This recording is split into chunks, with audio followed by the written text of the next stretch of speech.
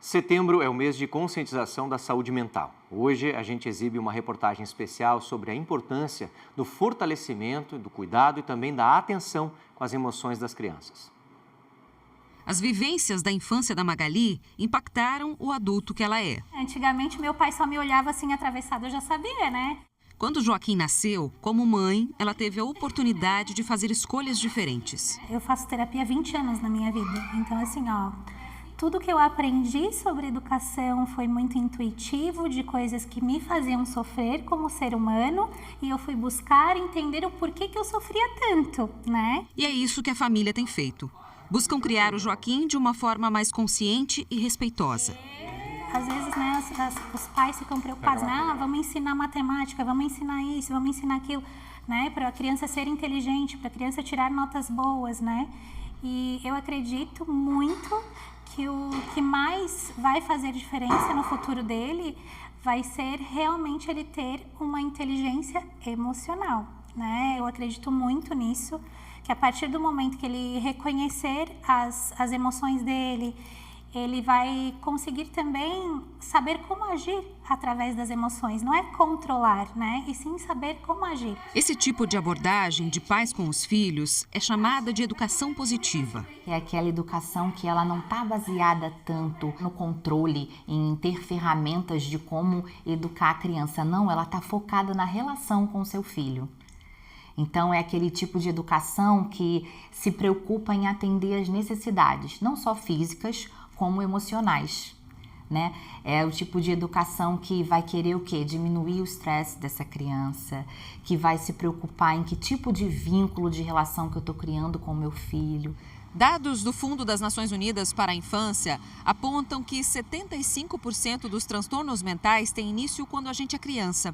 Mais do que isso, o Relatório Mundial da Infância de 2021 estima que no Brasil, 1 em cada 6 meninos e meninas com idades entre 10 e 19 anos vivam com um transtorno mental já na infância e adolescência.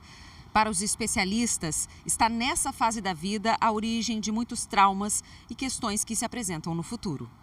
O jeito que os pais tratam a educação dos seus filhos e esse respeito às emoções, aos sentimentos, o direcionamento na resolução de situações de conflitos faz total diferença na saúde mental de um indivíduo.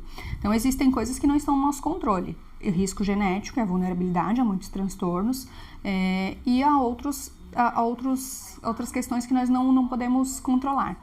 Mas a educação e o ambiente que a criança está inserida está totalmente no nosso controle. Muito do que a gente pode fazer em prevenção de transtornos está aí. Depois da pandemia, segundo a Unicef, foi possível observar o quanto as conexões afetivas representam para o fortalecimento da saúde mental da infância à juventude. Por isso, uma educação afetuosa, regras claras e respeito à individualidade podem indicar um caminho. Antigamente, a gente não dava escolha para as crianças nem o tipo de roupa que elas gostariam de usar. Mas aí, quando essa mesma criança ela cresce, a gente quer o quê? Que ela saiba fazer escolhas, né? Que ela seja um adulto seguro. Na casa da Fabrini, o Benício, de 5 anos, foi aprendendo a regular as próprias emoções por meio da convivência. Outra coisa do Benício é que ele sabe muito bem os limites dele, de se ele está se sentindo bem ou não. Então, se alguém fala um pouco mais rude com ele, ou chega a gritar, como aconteceu esses dias, ele fala assim: eu não aceito que grite comigo, eu não grito com ninguém. Ele já reconhece os limites, sabe? Isso é tão importante. Eu, como mulher criada numa educação tradicional, eu demorei tanto para conseguir achar o meu espaço e me impor e conseguir falar as minhas ideias. E ver ele já tendo isso tão pequeno já é um ganho assim imenso. Lá na casa do Joaquim, que conhecemos no início da reportagem, essa escolha tem gerado frutos. Uma coisa que eu observo no Joaquim, que ele não tem muita insegurança de colocar as ideias dele, o pensamento, o ponto de vista, porque ele não é repreendido. Entendo que seja fruto assim de uma criação mais respeitosa mesmo, com menos repreensão, com menos cobrança ou retaliação. Isso ajuda muito no futuro, porque eu estou criando aí adultos saudáveis, adultos que também vão procurar por relações seguras, por relações saudáveis. Por quê? Meu pai e minha mãe não me batiam, meu pai e minha mãe me tratavam com todo o amor.